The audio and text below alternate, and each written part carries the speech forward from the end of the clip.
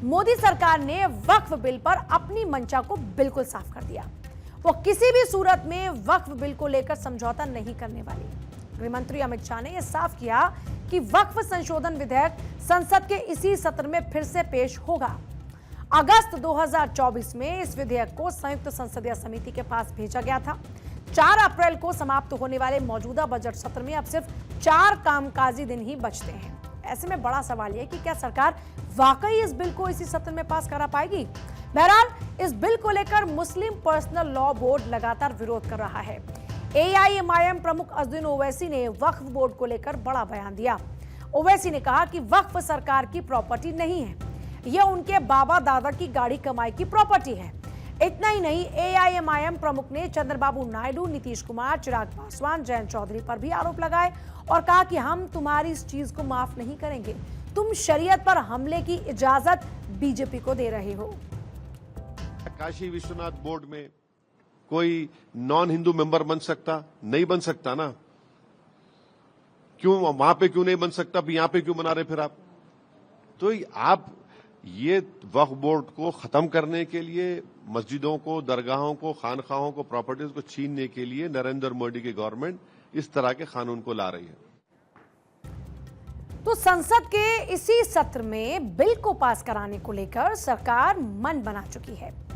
एक इंटरव्यू के दौरान में शुक्रवार को ही गृह मंत्री सरकार की स्थिति साफ करते हुए नजर आते हैं और काफी हद तक इसके बाद पिक्चर क्लियर हो जाती है, क्योंकि गृह मंत्री अमित शाह यहां पर कहते हैं हम इसी सत्र में संसद में वक्फ विधेयक पेश करेंगे। प्रस्तावित कानून से किसी को डरना नहीं चाहिए, क्योंकि नरेंद्र मोदी सरकार संविधान के दायरे में रहकर वक्फ अधिनियम में संशोधन कर रही है। विपक्ष मुसलमानों को गुमराह कर रहा है। मुसलमानों के किसी भी अधिकार पर अंकुश नहीं लगाया जाएगा। विपक्ष सिर्फ झूठ पर झूठ बोल रहा है। असल में वक्फ संशोधन विधेयक 2024 को लेकर सरकार और विपक्ष के बीच में एक तीखा विवाद छिड़ा हुआ है।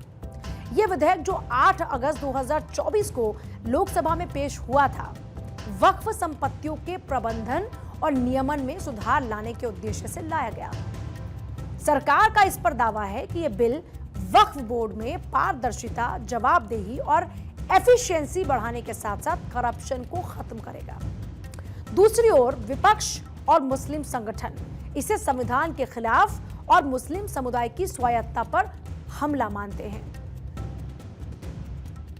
जो भी वक्फ के कानून की हिमायत करेगा, इतिहास के अंदर ये लिख दिया जाएगा। मौर्रिख, आने वाला मुस्तकबिल का मौर्रिख, इतिहासकार इतिहास में ये दर्ज कर देगा कि ये मुस्लिम दुश्मन है। वो चंद्रबाबू नायडू हों, वो नीतीश कुमार हों, चौधरी अजीत सिंह के बेटे हों और या फिर रामविलास पासवान के बेटे हों। ये तय हो जाएगा, लाइन खिंच जाएगी कि इस देश के अंदर कौन कौन लोग हैं जो मुसलमानों के साथ दुश्मनी बिहेव कर रहे हैं, मुसलमानों के साथ दुश्मनी करना चाहते हैं। देखिए, all India Muslim personal law board वक्फ संशोधन बिल के नाम पर राजनीति कर रहा है और मैं बराबर, और मैं ही नहीं, मुझ जैसे लाखों मुसलमान बराबर वक्फ संशोधन बिल का समर्थन कर रहे हैं।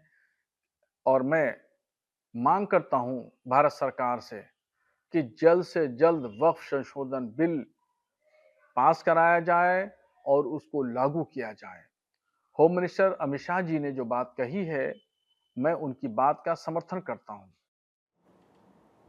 सरकार के मुताबिक वक्फ बोर्ड के पास में मौजूद 9,40,000 एकड़ से ज्यादा की संपत्ति का प्रबंधन लंबे समय से अपारदर्शी और भ्रष्टाचार से ग्रस्त रहा।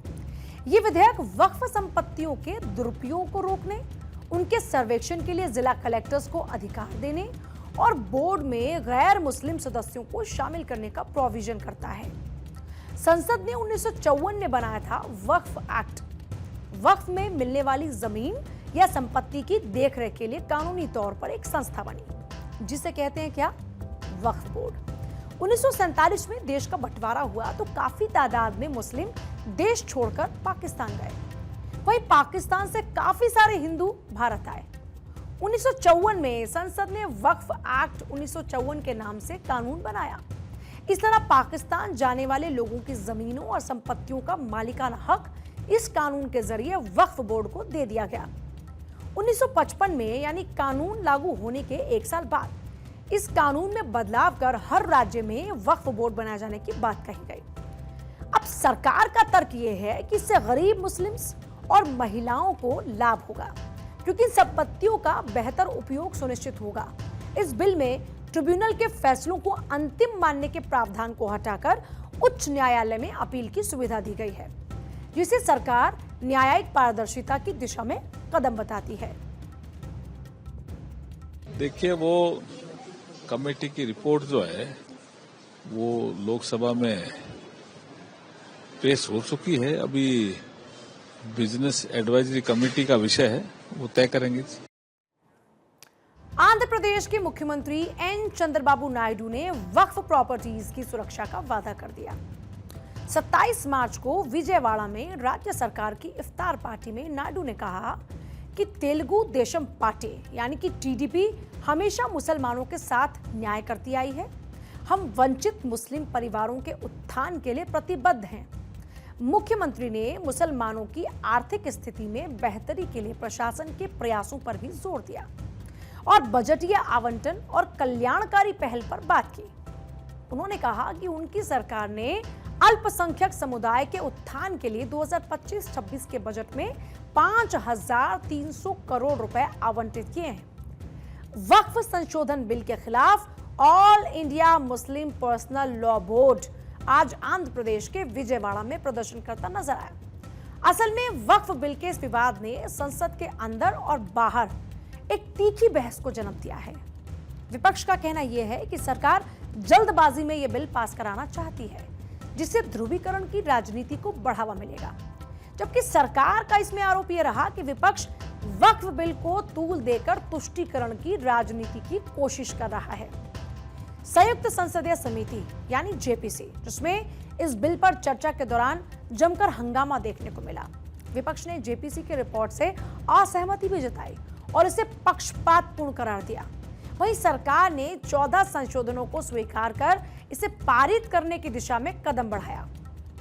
यह विवाद सिर्फ कानूनी या प्रशासनिक सुधार का मसला नहीं है, बल्कि इसमें गहरे सामाजिक और राजनीतिक अर्थ भी छिपे हैं।